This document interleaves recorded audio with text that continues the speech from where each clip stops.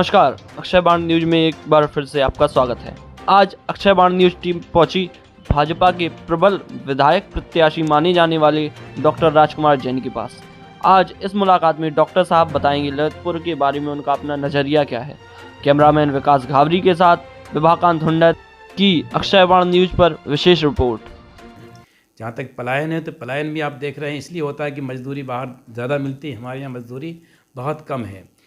तो ये सब कारण हैं। हम कोशिश ये करेंगे, यदि हमें मौका मिलता है, नहीं भी मिलता, आपने कहा जनता के बीच, मैं जनता के बीच तो हमेशा ही रहूँगा, चाहे पार्टी प्रत्याशी बनाए नहीं बनाए, हमेशा मैं जनता के साथ हूँ, जनता के सुख दुख में हूँ। बस ये ज़रूर है कि जब कभी कुछ तरह की पावर में आदमी, आप विधायक बन जाएँ या कुछ आपके पास कोई और शक्ति जाए, तो आप खुद स्वयं से बहुत सारी चीज़ें क्रिएट करा सकते हैं, कर सकते हैं। वो अभी हमारे पास नहीं है। हमें तो भगवान ने जो हमें सक्षम बनाया है, मैं अपना उसी को लेकर के जनता के बीच जाता हूँ और अपनी सेवा करने में अपना सौभाग्य समझता हूँ। तो जहाँ तक डॉक्टर साहब मजदूरी का सवाल है, यहाँ के आदिवासियों के लिए आप हर जगह आगे आते हैं, उनकी मदद करते हैं, आपने उनकी समस्याएं देखी हैं, उनको यहाँ से पलायन करके बाहर जाके अपनी रोजी रोटी कमाना पड़ती है। इसके बारे में हमारे जनप्रतिनिधियों ने कभी नहीं सोचा, जबकि आप जनप्रतिनिधि तो ठीक है, आपने एक आम इंसान बन के उनके दुख सुख को अपने नज़दीक से देखा है, उनकी मदद की है। तो हम चाहते हैं कि एक कम से कम आदिवासियों के बारे में भी इस पर विचार रखा जाए कुछ, कि हाँ ये बाहर जाके मजदूरी करते हैं। आज ललितपुर एक सीमित होकर रह गया है, विकसित नहीं हो पाया। जितनी योजनाएं शासन से बड़ी आती हैं वो सिर्फ एक झांसी जिले तक ही सीमित रह जाती हैं। ललितपुर आते आते वो वहीं ब्रेक लग जाता है। चाहे हमारे यहाँ सांसद रहे, बुंदेला जी रहे हों, या राज्य मंत्री भी रहे हैं और विधायक भी रहे, लेकिन ये सारी योजनाएं, जितने बड़े प्लांट हैं, वो झांसी तक ही सीमित रह जाते हैं, ललितपुर तक नहीं आ पाते। इन योजनाओं के बारे में ललितपुर की पब्लिक आज आपसे एक आस लगाए बैठी है, इसके बारे में आप जरूर विचार करें। ऐसा तो नहीं है, जो पहले मैंने ज़रूर देखा और सुना है कि अगर 1 रुपये चलता है दिल्ली से या लखनऊ से, तो जनता तक, लाभार्थी तक पहुंचते पहुंचते वो 10 से 15 पैसे रह जाता है। अब की स्थितियां बहुत विपरीत हैं। अब हमारे ऐसा भी नहीं है कि झांसी में रुक जाती, ललितपुर नहीं, सबके लिए बराबर योजनाएं आती हैं, सरकार की तरफ से आ रही हैं योजनाएं और सबको फ़ायदा मिलता है। लेकिन वो नाकाफ़ी साबित इसलिए हो रहा है कि हमारे यहाँ गरीबी का स्तर बहुत ज़्यादा है। जैसा आपने कहा, शहरिया यहाँ बहुत हैं। कई ऐसे किसान हैं जिनके पास ज़मीन ही नहीं है, 1 एकड़ 2 एकड़ खेती, तो उसमें कैसे गुजारा आदमी करेगा। निश्चित रूप से उसे मजदूरी के लिए बाहर जाना पड़ता है। जब हमने कोविड में देखा, कोविड काल में, वैसे तो लोग इसका अंदाज़ लगा भी नहीं पाते थे कि कितने लोग हमारे ज़िले के बाहर गए हुए हैं। लेकिन जब कोविड में वापस जब लोग आए तो मालूम चला कि इतने सारे जो है लोग बाहर काम करते हैं। तो जनता ने एहसास किया इस चीज़ को, इस दर्द को हम लोगों ने बहुत करीब से देखा है।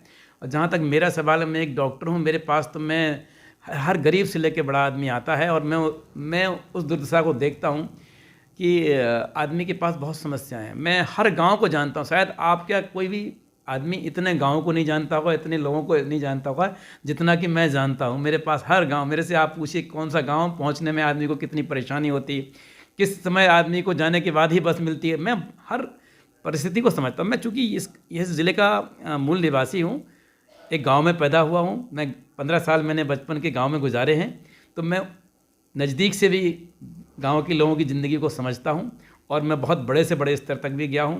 मैंने देश विदेश की सब जगह की यात्राएं की हैं, सब लोगों के बीच रहा हूं। तो मैं हर दृष्टिकोण से, कहा जाए कि एक आम आदमी की तरह की समस्याओं को समझता हूँ। तो जैसा आपने कहा, निश्चित रूप से हम जो योजनाएं सरकार की होंगी हर आदमी तक पहुँचे, लेकिन मेरा जो विशेष फोकस क्या रहेगा कि हमारे ज़िले की समस्याएं क्या हैं। शासन तो सबके लिए सभी योजनाएं भेजता है, लेकिन हमारे जनप्रतिनिधि कहाँ कमी रखते हैं कि हमारी खुद की समस्याएं, हमारे ज़िले की समस्याएं, हमारे आदमियों की समस्याएं, उन पर ध्यान नहीं देते हैं। उनको कैसे दूर किया जाए, इस पर लोग ज़्यादा तवज्जो नहीं देते हैं। मेरा हर आदमी को लाभ मिले, गरीब को बहुत ज़्यादा मिले, गरीब के ऊपर मेरा ज़्यादा फोकस रहेगा। युवाओं के लिए ज़्यादा मेरा फोकस रहेगा कि वो बेरोजगार ना हो, घूमे नहीं। अभी क्या होता, बाप कमाता है, बेटा उसी खेती से खाता है।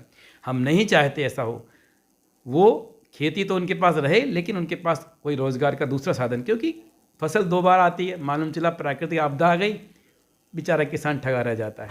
हम चाहते कि उनके बच्चे भी कुछ ना कुछ स्वयं से अपने पैरों पर खड़े हों और अपने माँ बाप को सहारा दें। ये नहीं कि हम खेती के सहारे बैठे हुए हैं, वो हमें परिस्थितियाँ बनाना पड़ेंगी। देश में विकास हो रहा है, लेकिन हमारे जनपद में हमें वो परिस्थितियाँ बनाना पड़ेगी, जनपद का विकास हमें करना पड़ेगा। मेरे पास बहुत सारी योजनाएं हैं, जब भी मुझे मौका मिला, ईश्वर ने जब भी मुझे मौका दिया, लायक बनाया, निश्चित रूप से इस जिले को हम नए विकास के रास्ते पर ले जाएंगे। धन्यवाद डॉक्टर साहब। लीजिए साहब, डॉक्टर साहब के लिए बहुत बहुत शुभकामनाएं देते हुए अक्षय वाण की तरफ से कि जल्द से जल्द डॉक्टर साहब को प्रबल दावेदारी मिले और डॉक्टर साहब एक जनप्रतिनिधि के रूप में ललितपुर को एक नया आयाम देने में आगे बढ़ें। ललितपुर की जनता उनकी तरफ बड़ी आस भर के निगाह से देख रही है, क्योंकि पिछले जनप्रतिनिधियों ने क्या किया उससे त्रस्त हो चुकी है ललितपुर की जनता।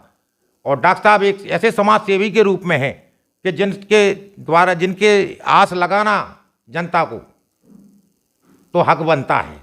इसलिए क्योंकि ये जनप्रतिनिधि के रूप में शुरू से कार्यरत रहे, दुख सुख में ललितपुर की हर गरीब मजलूम लोगों की मदद के लिए हर जगह आगे आए हैं।